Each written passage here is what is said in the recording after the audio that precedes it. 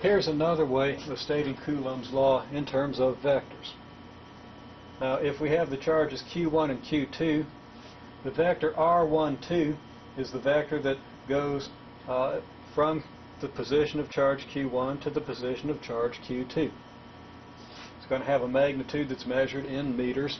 Of course, we can measure it in centimeters, millimeters, or kilometers if we desire, but the standard unit is going to be meters. So it's going to be a distance vector or a displacement vector going from the position of Q1 to Q2. So its magnitude is equal to the distance, and its direction is from Q1 to Q2. And remember, vector is defined by its magnitude and angle, so that defines the vector R12. So the magnitude of R12 equals R. It goes in the direction from Q1 to Q2.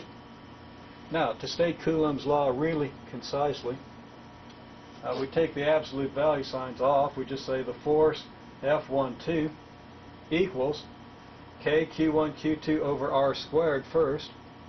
Now, we said that that was the magnitude of the force, and actually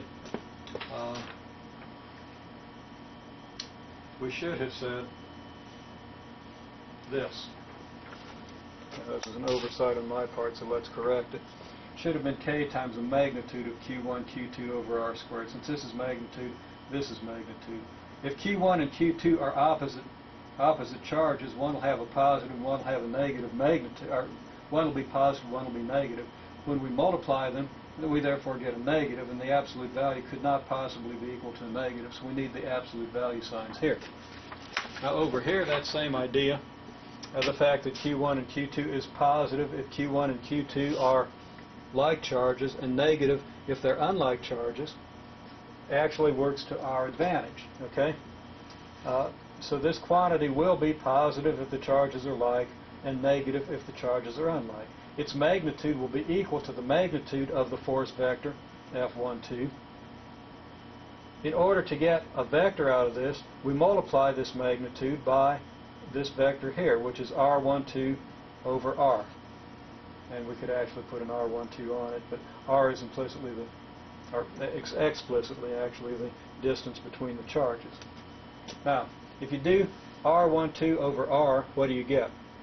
You get a vector whose magnitude is from Q1 to Q, the distance from Q1 to Q2, divided by R, which is the distance from Q1 to Q2. So we're dividing a vector by its magnitude. If you divide a vector by its magnitude, well, let's just think. If this vector had magnitude 20 and we divided it by 20, its magnitude would become 1. When we divide a vector by its magnitude, we get a vector of length 1. That's called a unit vector. Okay, since the magnitude of R12 equals R, R12 over R is a unit vector obtained by dividing a vector by its magnitude. That's a unit vector in the direction from Q1 to Q2. When we divide the vector by a positive number, and R is a positive number being a magnitude, it does not change the direction of the vector. So we take this vector in the direction from Q1 to Q2, divide it by its magnitude, and we get a unit vector in the direction from Q1 to Q2. That's what this is. When we multiply this unit vector by this quantity here, then we get a vector that's either, well, if this is a positive quantity, then the vector will be in the direction from Q1 to Q2, in the direction of R12. If this is a negative quantity, of course, when we multiply a unit vector by a negative quantity, we reverse the direction of the vector. When we multiply any vector by a negative, we reverse its direction. Okay, so what this means is the direction vector is in this direction. If this is positive, that means that Q1 and Q2 have the same sign. Either they're both positive or both negative.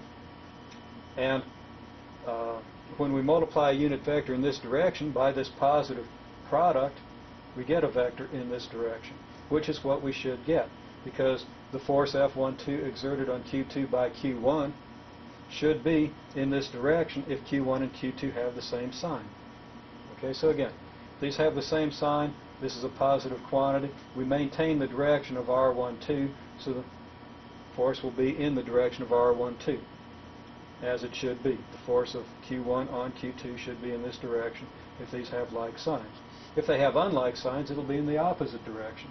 The force exerted on Q2 by Q1 will be toward Q1, and we'll have the force of attraction. So we see that this vector trick here just automatically takes care of the signs or the direction of the charge, the attraction and the repulsion of the force. Said the charge a minute ago. Let me say that again.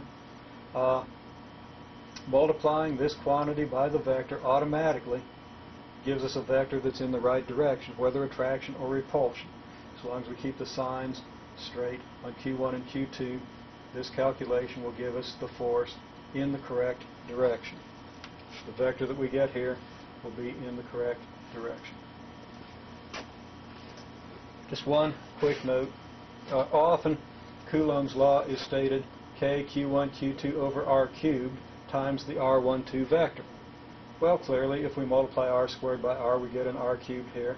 So we could bring this R over here and just get that K Q1 Q2 over R cubed times R12. For pedagogical reasons, I prefer to write it like this.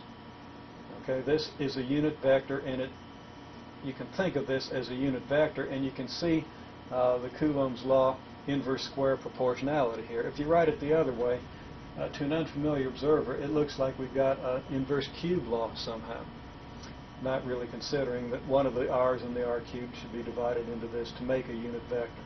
So I prefer to express Coulomb's law like this, but you will see it written K Q1 Q2 over R cubed times the R12 vector.